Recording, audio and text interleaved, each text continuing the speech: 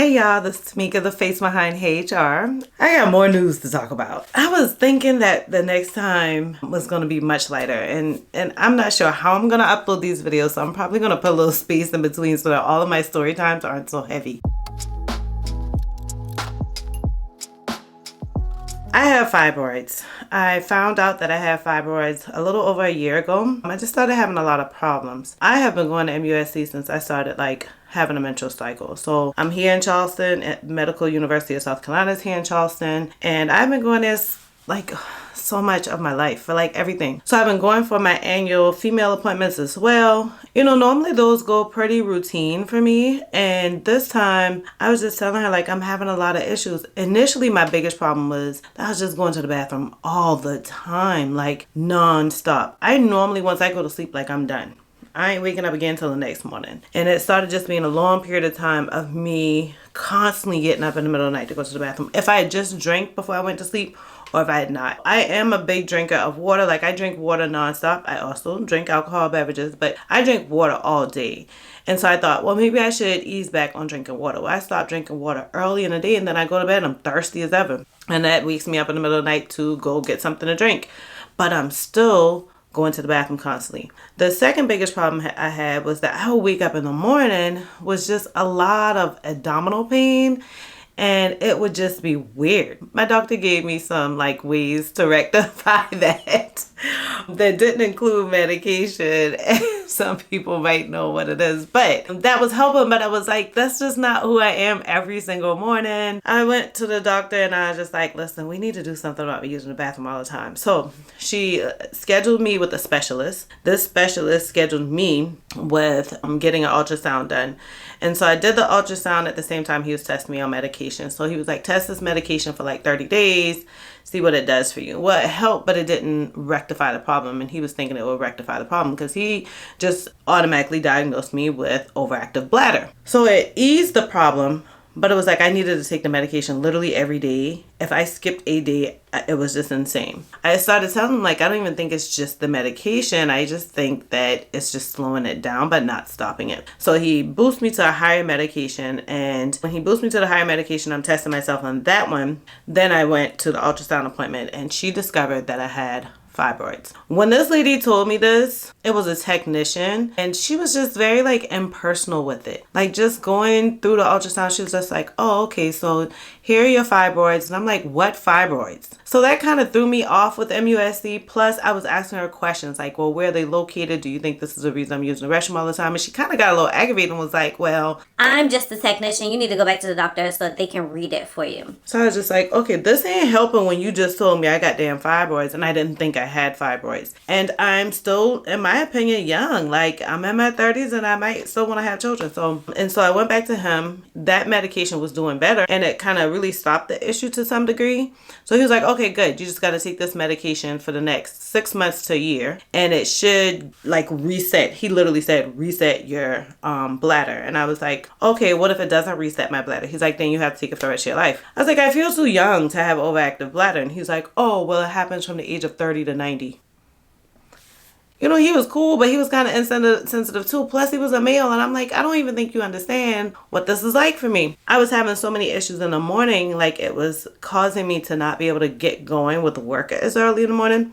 So I shared it with my VP, and she told me that I should try going to an African-American doctor. She used to work for a place that was clinical research, I believe, and they discovered that there's a gap in treatment with someone who's not of an African-American race when an African-American is presenting problems, which I totally agree, because I think that the first thing is that an African-American doctor would know immediately that if an African-American sister, primarily somebody who doesn't have any issues, I'm super active, I am running all the time, I'm exercising all the time, I eat pretty good. You know, if I'm coming to the doctor about something, it's gotta be a problem. You know, typically African-American sisters, we don't just run up in the doctor's office, right? Found 2 African-American doctors, went to schedule myself with both of them, found out that my girlfriend from college worked at one. So I was okay, cool. And so what I'm sharing with you guys is what my visits went like. I ended up having to do 2 different visits where I went in one day and then went back the next day for the ultrasound and then talked to the doctor again. So I talked to the doctor before. Through this whole thing, you guys will see that I went to get the ultrasound done and everything, but you'll see I discovered some things. So let's watch this for a little bit. First of all, I have to tell y'all that this office was just bomb. Oh my God, I walked in, I was like, this ain't your traditional doctor's office. Damn sure ain't no MUSC doctor's office. And so it's just so nice. I really like the decor. I really like the staff. I really liked everything in the office. So come on, y'all. I'm going to take y'all on this journey with me. And so you guys will be along with me on my fibroid journey.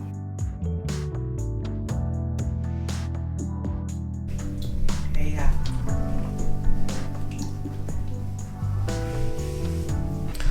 Oh my God, I love this place. Like, it's just so nice. The people are so nice.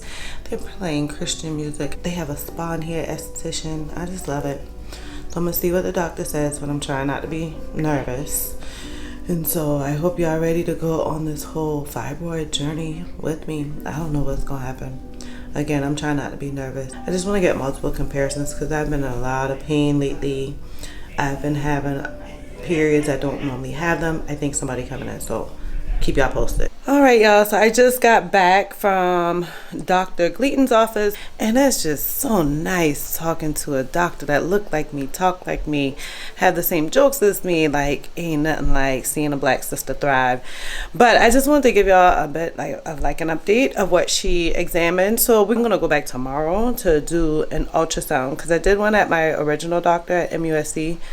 But we want to compare those, and I'm nervous that I need another one. So she's going to do another ultrasound. She did a physical examination of my pelvic area and realized that one of my fibroids, if not all of them, we don't know until we do the ultrasound, is like literally on my bladder. So that's why I've been having a bladder issue. Don't know why I went to 2 doctors and they didn't realize that. And maybe it just grew over time, but we'll find out tomorrow. I was going to like compare Dr. Gleaton with another African-American doctor here in Charleston, along with comparing with what I had at MUSC. But I love Dr. Gleaton so much, I feel like I should just change doctors and go from MUSC to Dr. Gleaton. But we shall see. So I just wanted to give y'all a quick update. It's going to be interesting to see how this goes. This isn't an easy journey. The pain that I feel like in the morning time or when my bladder gets full or you know, so many times throughout the day, it's just, it ain't cool. I'm nervous. I have friends who have had fibroids like grow. I have family members too. I know people who can't have kids because of them. The stuff I'm telling y'all, my family doesn't even know. I don't really talk about it. You know, I feel like, let me figure out and see what's going on. No need to panic. I did tell them that I've been having a lot of issues where it's been like keeping me in the bed in the morning with a lot of pain or having to like use heating pads and stuff like that when I go to bed. And so they know that there's something. I haven't given details, so I'll keep y'all posted along the way. This video, obviously I'm recording way ahead of time. I probably won't post this video until I figure out what all is going on. So y'all, I don't really know how this video is gonna go. Y'all probably gonna see in the same video my appointment tomorrow and like my comparisons and all of that stuff like that. But right now, not only do I need to get back to work, right before I get back to work, I need to pull my records from my other doctor so I can have for Dr. Gleaton tomorrow. So I'm gonna tag y'all along with me.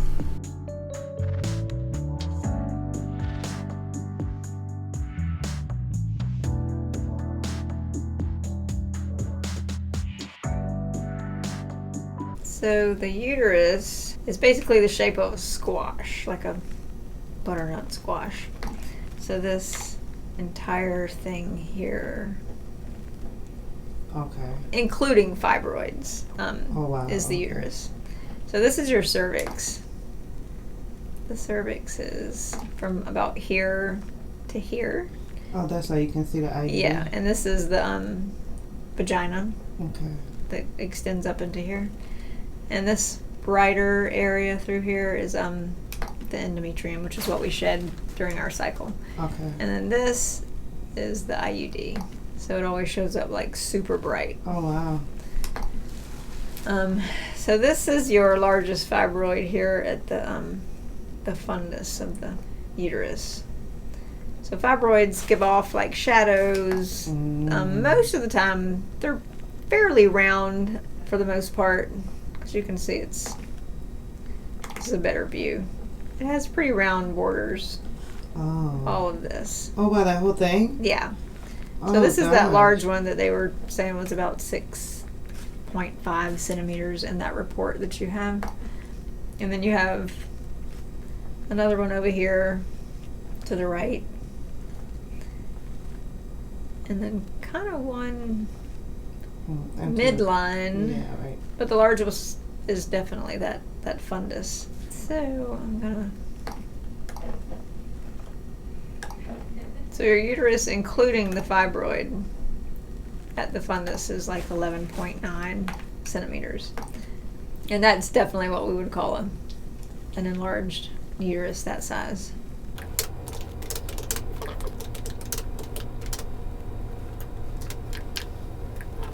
So this is the largest fibroid here.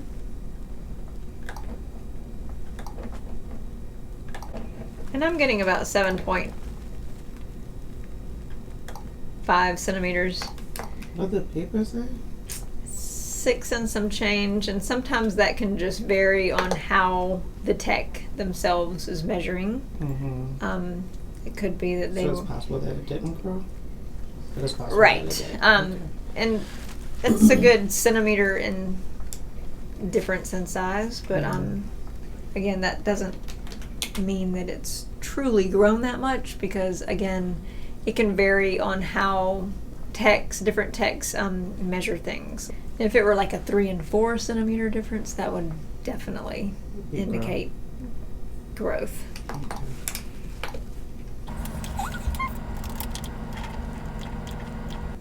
And this is roughly the same. The same size? Mm-hmm. Oh, wow. But it wasn't before. The second one? Yes. So you had 2 on that paper in the report that roughly around 3 centimeters. And then you've got this one. It's basically in the center. This fibroid here. A little one? It's mid-uterus, but it's off to the right a little bit. It looks like it's pushing down on your endometrium, which is right here. So it's kind of like pushing it back somewhat. Is that the reason why I'm having this? Like, because I have an IUD and now I've been having this bleeding, like this. It's not like a full period, but it's consistent. You know what I'm saying? When I need a tampon, that could be the reason. It could be. Just because fibroids that interfere with the endometrium in any way can cause abnormal bleeding, pain, cramping, all that. Oh, wow. So it definitely is displacing the endometrium posteriorly, which just means that's the back. The little one? No, this is actually not the little one. So the little one is back here, what we would call posterior right. Oh. This is anterior right, but it's at the level of your mid-uterus. Okay. So you have inferior uterus, mid-uterus, superior uterus, which is also called fundal superior. Mm-hmm. So this would be the level of the mid-uterus. It's anterior because it's at the front of the uterus. Mm-hmm. This up here is the fundal fibroid, and it's kind of off to the right a little bit, but mostly just takes up the entire top part of your uterus. Wow. But this one here is what's displacing your endometrium posteriorly, pushing it back. And this one here, so it's almost like these 2 fibroids here are almost like sandwiching your endometrium. Oh, wow. Because it's located in between.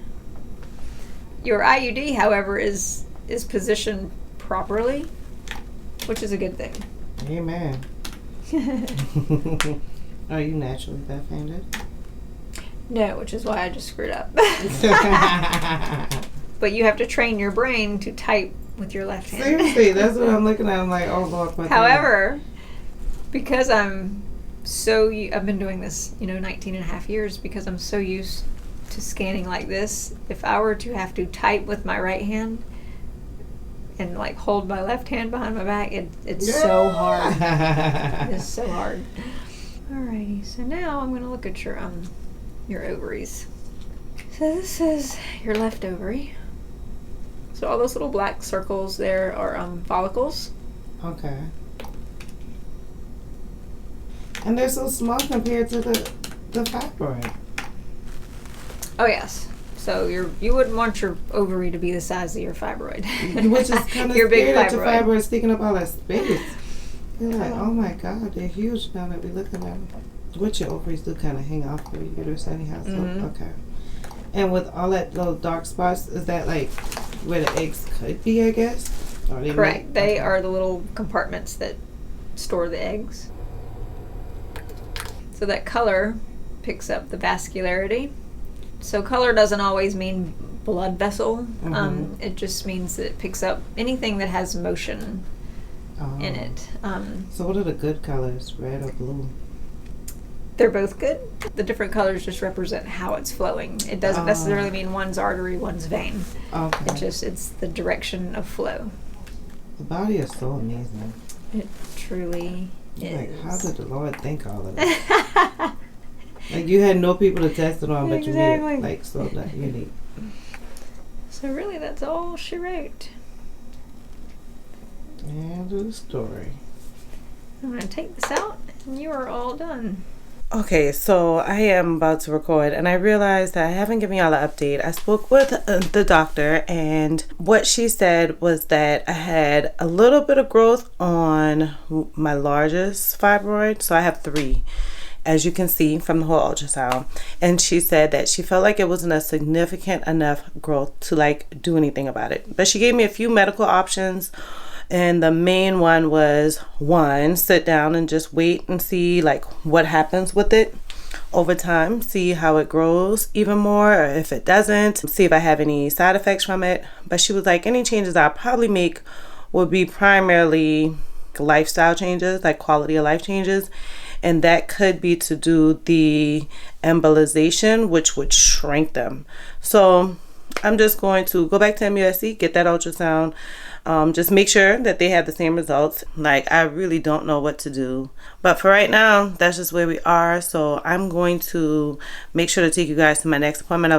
I actually got on a wait list for 2 different doctors, 2 African-American doctors. I'm going to cancel being on that other one. I just love Dr. Gleaton so much that I just don't feel like I need to go anywhere else. I think that her facility is amazing. Her staff is amazing. Her technology is amazing. She is amazing. And I feel confident making a decision with her. But I would love to know, like, if any of y'all have any issues with fibroids, like, what did you do about them? Like, how many did you have? What were the sizes? Like, if you did something about it, what was the deciding factor to make you do some type of medical procedure to correct it? Just wondering. It's a lot to sink in. I was hoping that if I ever had this issue, it would be after life is fine, or at least when I have a spouse, so I can make that decision with him, or after I felt like I was done having children. Like, I'm absolutely happy with just my daughter. I just don't know where the Lord may take my life as far as the spouse. I don't know if he'll have children. Obviously, I want to be able to give him children if he wants children. And I don't want that to be a deciding factor for some man to say, well, no, I don't think we're going to work out, which I have stopped dating someone because he wanted kids. I just didn't want any at the time. All right, so this video, I'm letting out all of my business to y'all, so y'all see exactly what was going on when I got the ultrasound. Didn't even realize I had my knees so far, and I was so in tune with the screen. And it was so nice to have this big screen I can see. The other doctor's office, I had to like peep on her screen. It was so nice getting all of that feedback. The biggest thing is, one of my issues that I also had that I didn't say in the beginning of this video is that I started having like this menstrual cycle constantly. So you heard me telling the sonographer that stuff, right? The worst part about it is that it was for a really long time and it was so irregular. I hadn't used tampons in years. So when it starts getting to the point where I need to use tampons, I'm alarmed. Plus, it wasn't like red blood. It was like old blood. But the doctor explained to me, which I didn't record this part because I was so in tune with what she was saying, was that the fibroid is messing with my endometrial gland or endometrial lining. And since it's messing with my endometrial lining, it causes me to have these irregular periods. It's a little annoying because it can happen at any time. What am I going to do? I don't know. As y'all can see from my hair, I took those videos a long time ago. Let me give you an update. MUSC never scheduled my next appointment. They told me they would reach out to me, called to say, hey, what time, date and time is my appointment? They were like, oh, I don't have you scheduled. Let me check on this and call you back. No one ever called me back. I already went to them to get my booster for COVID shots. Still didn't say anything. So I'm not trying to say MUSC is a bad place. I've gone to them. I gave birth to my daughter there, did so many things there. It's just a difference when you're working with like a clinic or a huge university versus an individual doctor. And it was just nice working with my chocolate sister who just dived right on in that thing and was like, oh, I feel it. This is where it is. So she even taught me like where it is, which I kind of figured that's where it was because of the pain. But now I still kind of medicated. I don't take the medicine that the doctor gave me because I don't feel like I need it. I don't have an overactive bladder. So what I do is I try to manage how much I drink at night, like before bed. And I also use heating pads primarily. I use ibuprofen. Not every time I get like just uncomfortable feeling. Sometimes it's intense pain. So with that pain, I now use this cream that is made by a Black-owned place, She Biology. And that thing is like, it's a miracle. It's like as soon as I use it, the pain disappears literally in minutes. I love it. I usually, if my pain is getting really bad, then I'll rub that on in the evening, like right before or right when I'm going to bed. Another thing is sometimes I'll put it on in the morning. My mom has put it on her. My mom has some health issues as well, and she loves it. Highly, highly recommend it. And I am so in love with using it. So I'm going to put the link down below so that you guys can grab some because you can use it for all types of pain. It's also on my website if you guys want to grab it there. She has several different options, but that's the only one that I've used. And it just helps so much with pain. One time I had like hurt my ankle. I rubbed it on there. Pain went away. So it's great, great, great for pain. But if you have fibroid pains, then you know that pain is like a different type of pain. And so definitely good for that. I don't know when I'll go back to the doctor about my fibroid issues because honestly, I feel okay. So I feel like it's an uncomfortable thing that I'm always going to the bathroom and that as soon as my bladder is filled, I have to go and that I have these like uncomfortable pains. But I've kind of found a way to work around it. And so that's kind of my plan to get through it. Luckily, I only have 3. I'm trying not to complain over my 3. I'm just being hopeful that I can still have children. I don't really need to worry about that right now. Hence, my hand is empty. So I'm not really focused on having kids. So it's not really a big deal to me. I'm absolutely happy with having my daughter. But if it gets to that time, then we shall see, or we will go with whatever medical options are available. That's all I have for it now. When I go back to the doctor, I'll probably record again and tell you guys how it goes. For those of you who are new, I hope that you found this video valuable enough to subscribe. For those of you who are returning, I appreciate you following me through this journey of HR, non-HR, HR, non-HR. Either way it goes, I'm so happy to see you guys on the next video.